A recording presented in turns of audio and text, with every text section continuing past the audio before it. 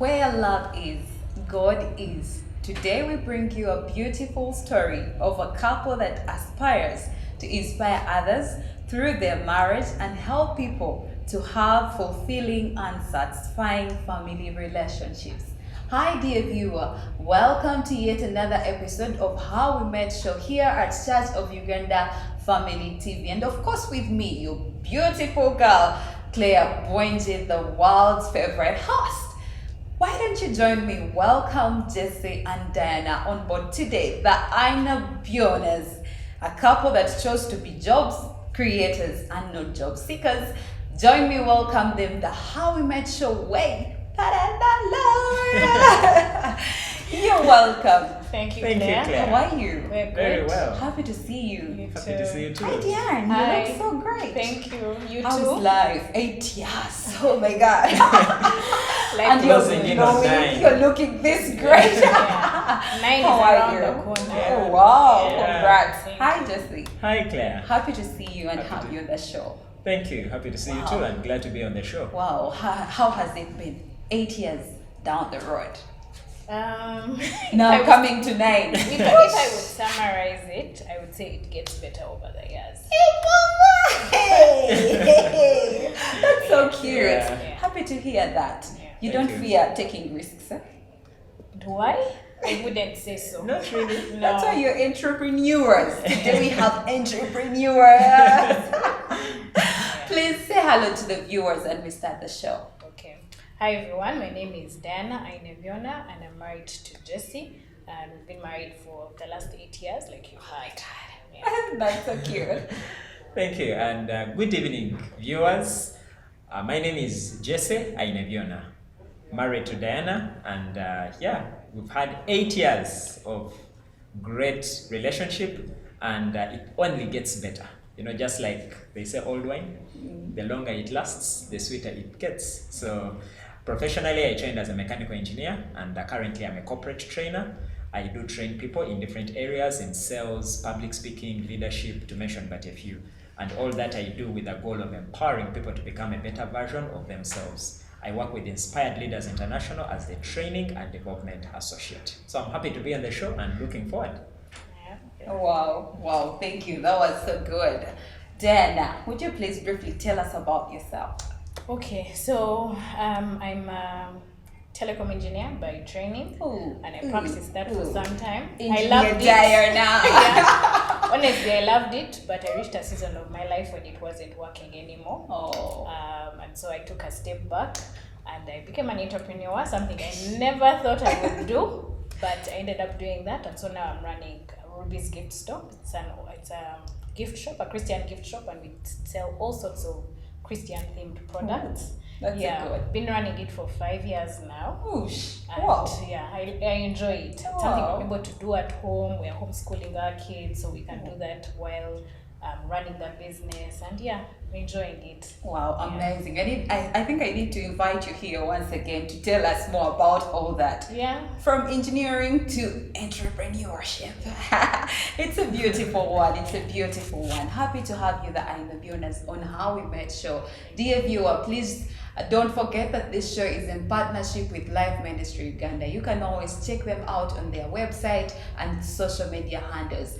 Feel free to check out on them. Straight to our show here at Church of Uganda Family TV. So to you, the Ainebyooners, how and when did you meet? I don't know who should go first. I think Jesse should go first, and then I will add the soup. Who's the storyteller? This This is the storyteller. Well, there is Let the storyteller go. there is a version Well, of this story yeah. that is copyrighted, that only her can tell that version. So I'll tell mine, and then she'll also. Okay, she will take it up from you. Yeah, so it Okay. was Friday the 12th of August. Oh, The year was 2011. wow. It was a Friday, and there was an overnight at All Saints. So we both attend All Saints, and we went for this overnight. And I still remember the preacher of that day was the then Archbishop Henry Luke Orombi. He preached about many things, but one of the things he preached about, I remember that evening, was fear.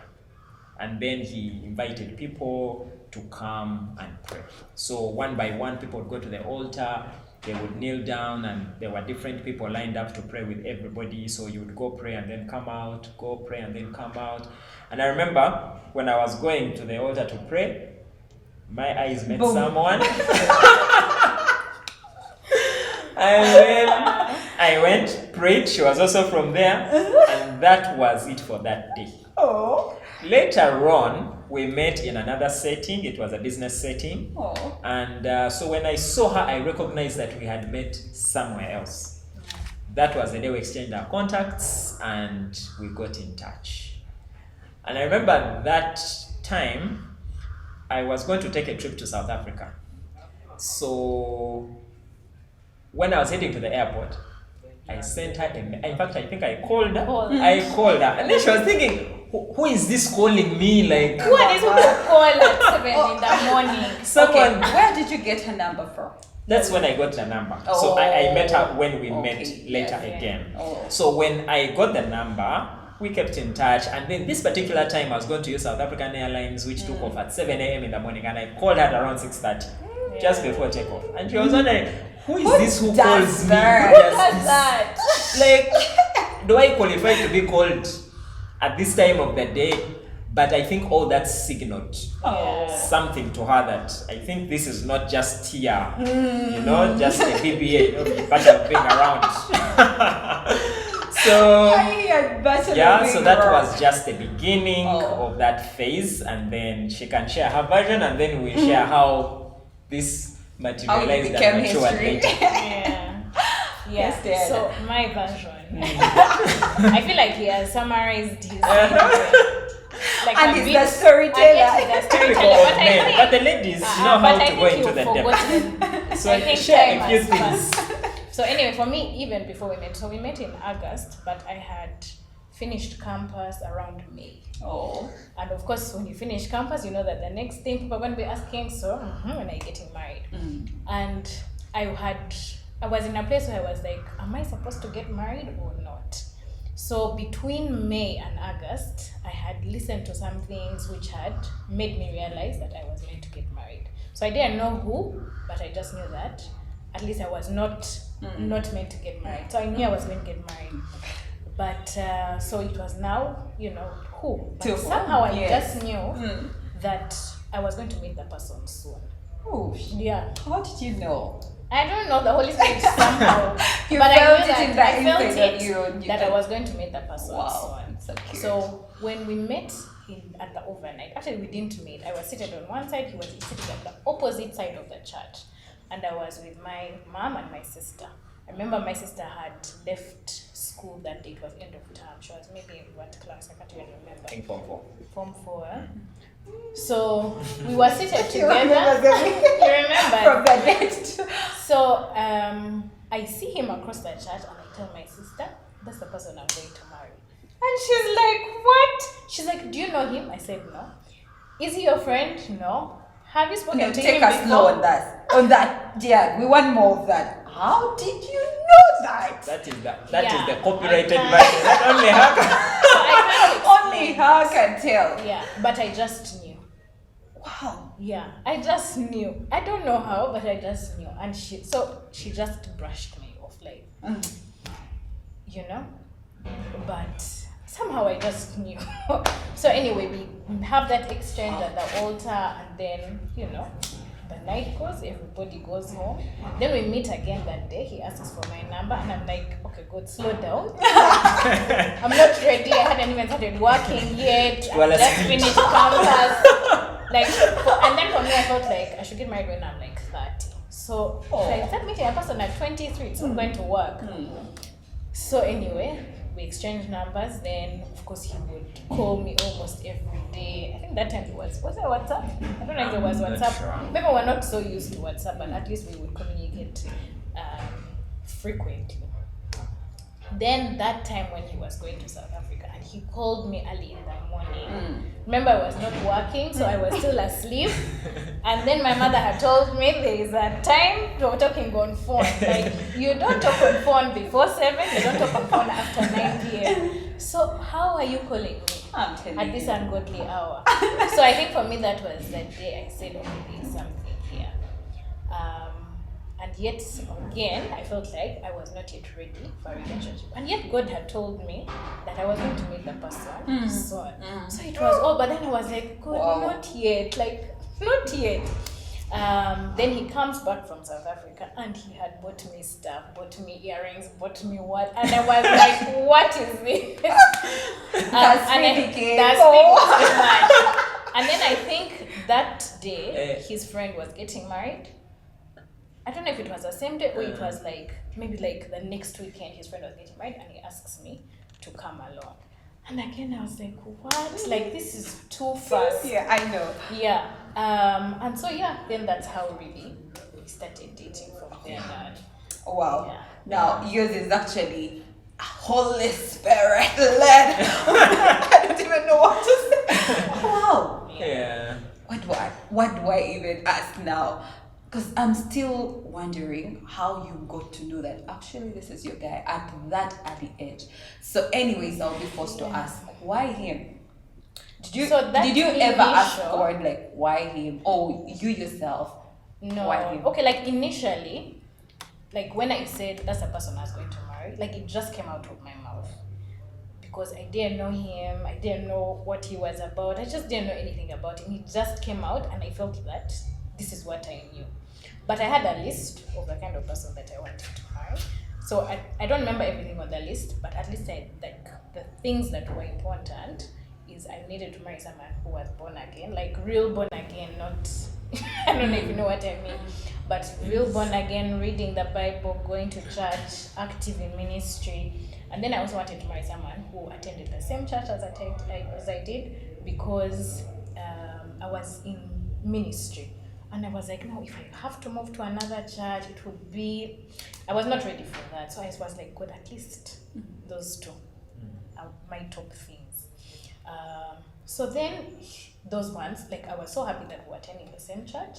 And then I found that he was like a real Christian. Okay. How did you find out?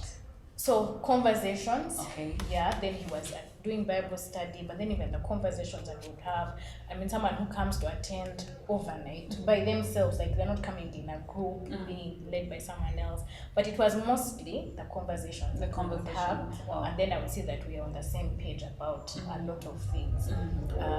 Yeah, so it was a lot of that, so I could see that we had the same beliefs, we had the same values, and then that showed me also that, you know, he was actively reading his Bible. I mean, you talk to someone, this is what I read in my Bible today, this is what I interpret, this is how I'm, you know, applying it to my life.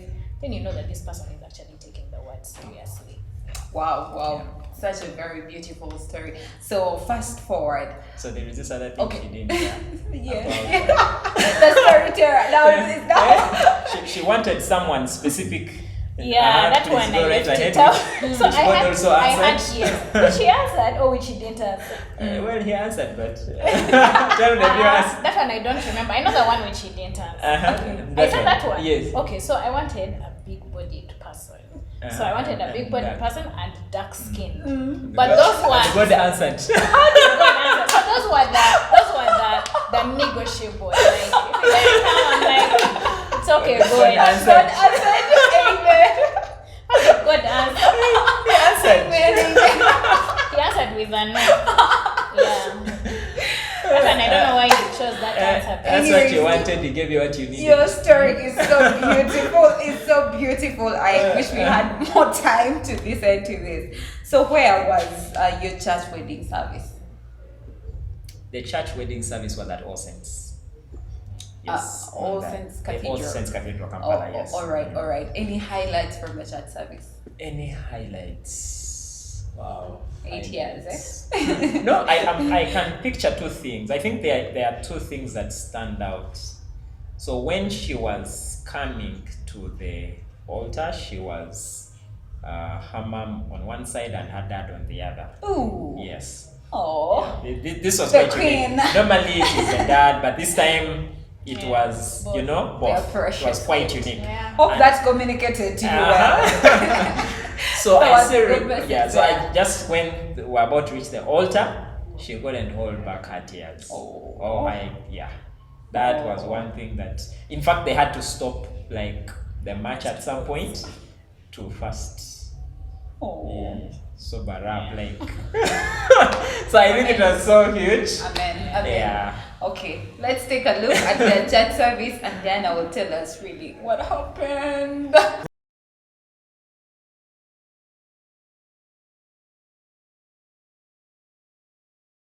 Wow, that was so amazing. Wow, it was a beautiful chat service. But before we went for a break, I remember I asked someone to share why she was, why were you tearing? Like, you felt like. First of all, not a sensitive person, so I did not expect to cry. But I don't know what happened. Oh, yes, the eyes were sweating just. As soon as I walked into the church, the tears started. Oh. And they continued and continued. Halfway down the aisle, my mom is like, "You're going to ruin your makeup." And I'm like, "What do I do?" And so she starts giving me tissues. She's like, "Wipe it away."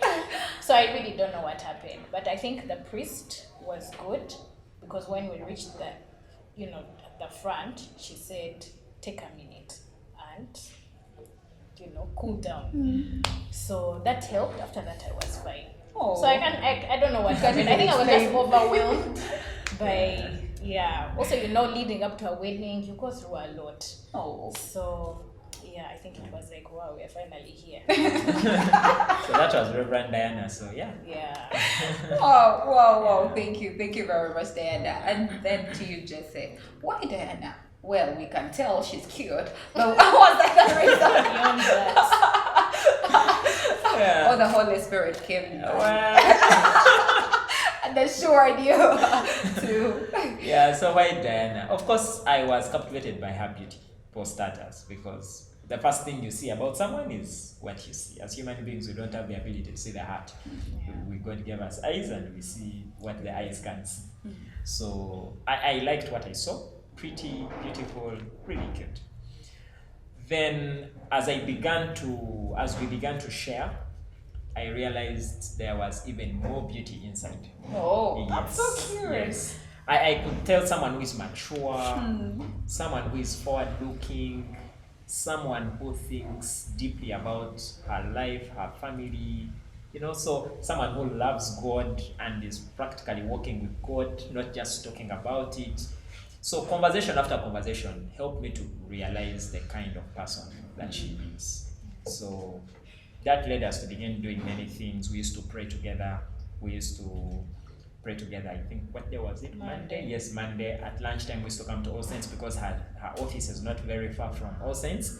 So we would meet at church and we would pray that lunchtime. Then she would go back to office. Wow. And for me, that helped me to appreciate who she is, and there was no doubt in my mind. Oh. There was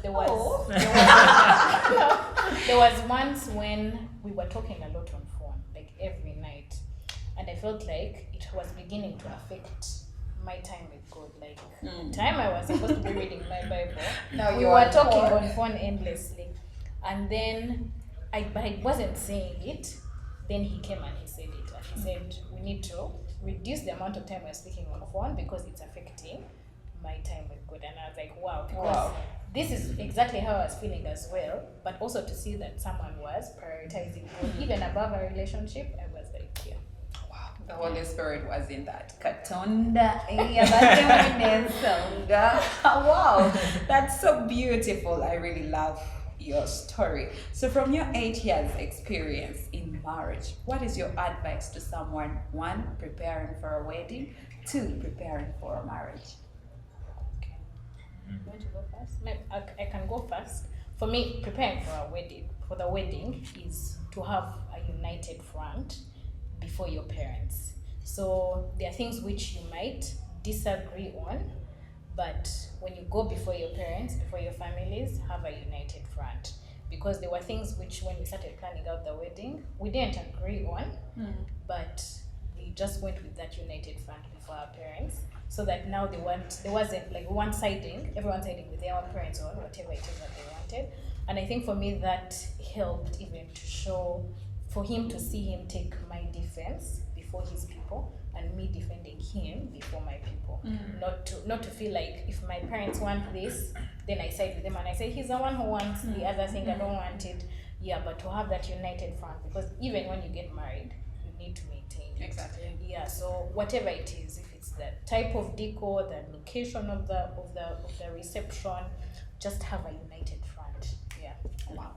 Oh, thank you. Jesse? Yeah, if there's something I would say to someone preparing for the wedding, I think for me, like 3 days after the wedding, I noticed the only thing that I could that was always on my mind was my wife and the ring. That was only evidence. Then I noticed why spend all the time? And I'm not saying we shouldn't plan, but I think sometimes we overdo it. I think it was Diko. When we reached the door, she looked around and she said, "This is not what we asked for." Now imagine someone has on their budget 50 million on Diko, and then you end up getting something different. I know. So I think the wedding is just an event, and I think people even go in debt for that event. I think as much as possible, prioritize your preparation for the marriage, not just the wedding event. Focus on the things that matter. Those things are just momentary. They will pass that day. Even before you go home, to be done. So it's not worth really spending all that money that you don't have. If you have it and you already spend it, it's okay. But if you have to push yourself to please people that will go home that night and sleep in their homes, I think it's not worth it. Prepare for your marriage. The most important thing is that wedding service when you pledge and commit and say, "I do." Anything else, don't sweat that stuff. It will pass on that wedding day, but you'll have a whole marriage to deal with. So I think it's something that to plan and put it into perspective. Wow. Yeah. Wow. Thank you very much. And to someone preparing for marriage, what you say to them? For someone preparing for marriage, I think take time to understand. Take time to understand the commitment that you're getting into. I think that people don't take marriage as seriously as it deserves to be taken. I remember some of the words that were said on that day, that were written in that order of service, that marriage is not something to be taken lightly. It should be taken seriously and after serious thought. I mean, those are words that sometimes we don't pay attention because we are busy thinking about the reception. But when you think about the seriousness of the marriage commitment, it goes beyond what we think about. We both trained as engineers, but we are not practicing engineers. There is nothing in life where you go to before God and in front of witnesses and say, "Till death do us part." It is only in marriage. So today I see many young people rushing in there without making prior preparation, and they get in and they realize this is not what I signed up for. And within a few days or a few months, for some people a few years, they go apart. So I think understand the seriousness of the commitment and be ready to commit. Don't come into marriage and then you want to continue living your life, but with marriage as a convenient part of your life. No. Realize that now you're no longer single. Realize that now you have to account for your time and even for your money. Realize that you have to take time to adjust and understand somebody. So realize the seriousness of this commitment and be ready to pay the price. It is something good if you commit yourself to walk that journey. Wow. Yeah. Wow. Thank you. Diana, you know something to say? Yeah. Maybe just to add that marriage, a good marriage does not just happen. Yeah, it does not just happen. It takes work, and we have to learn from people. Look around for people who are having good marriages that you can learn from. Like for me, it was seeing people, like couples that were friends, like friends with each other, just talking normally, laughing, like they were happy, and saying, what is it about them that they're able to do that? Because you find another couple and they are not talking, so what is it about the happy couple? What are they doing to make sure that they're like that? And then learn from them. Listen to podcasts about marriage, read books about marriage, attend conferences, because you see many times you get into problems and you think it's us, it's only us, there are no other people like this, and then you want to walk away.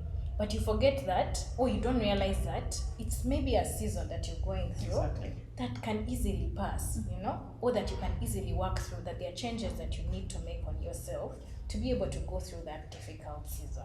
But many times you get into that third season of adjusting and needing to compromise, and you're like, it's over. I can't deal with this person. And yet it's just a season, and almost all marriages will go through that season. So to be able to have an open mind to learn from people, and be willing to adjust, be willing to compromise, because that's what it's all about. Wow. Yeah. And that it will take work to be happy. It will not just happen. I know. Yeah. Wow, thank you very much, Diana, and thank you, Jesse. It will take work. Oh, it will not just happen. You had it right.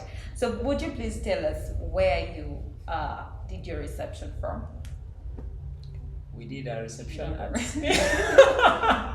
at Speak Resort Muyonyo. At Speak. Highlights from the reception. It was fun. It was fun. It was fun. Yes, it was fun. There was a lot of dancing. Ah. Yes, there was a lot of dancing. People were happy, and I think after that, I got a lot of comments from people saying God's presence was at that reception. And I was like, wow. But I just remember people having a lot of fun, and at the end of it, people kept saying this has been such a nice wedding, and like we enjoyed ourselves. Yeah. Wow. The Holy Spirit was at work on that day. Yeah. A little culture shock that in Bachiga, you enjoy your day by dancing. Yeah. Vanima, please don't dance.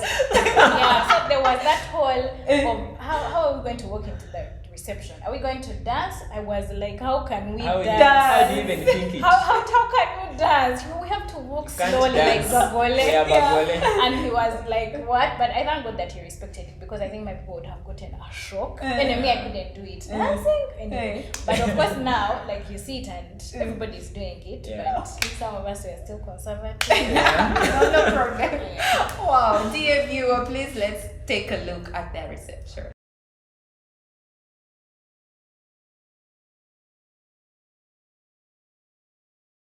Well, that was such a very happy moment. People had fun. Thank you for walking well. Thank you. Wow, that was so beautiful, but you looked so nice. You enjoyed yourselves. That was so nice. So, unfortunately, our time is really, I was actually looking here.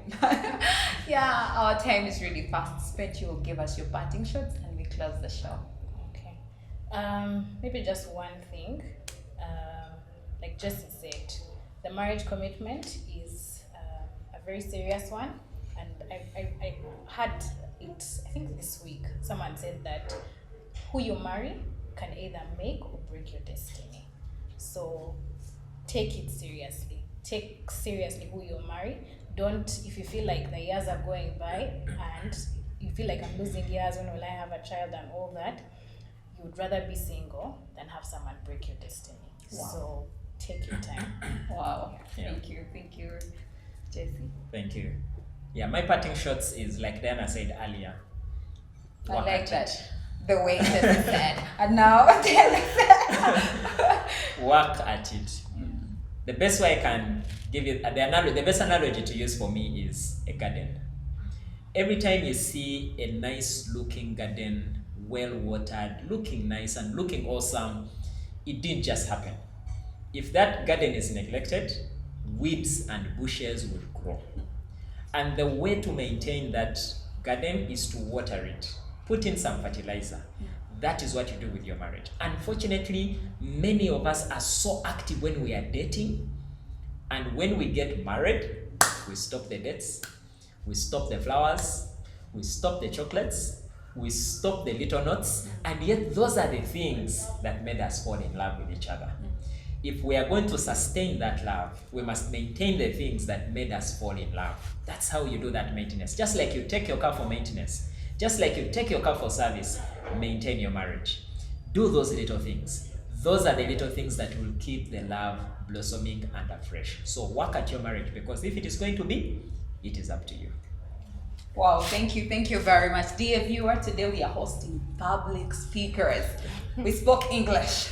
Oh my God, let's go and drink water. Thank you, the Ainebyooners. It's been a great pleasure to host you here. Thank you. And may the good Lord bless you. And to you, our dear viewer, thank you for loving the How We Met Show. Thank you for loving me, and thank you for loving Church of Uganda Family TV. We are signing out, but I'm leaving you with Before You Reap Counselor's Tip. It's a goodbye. See you again next Sunday, 5:30 p.m. God bless you. Cheers.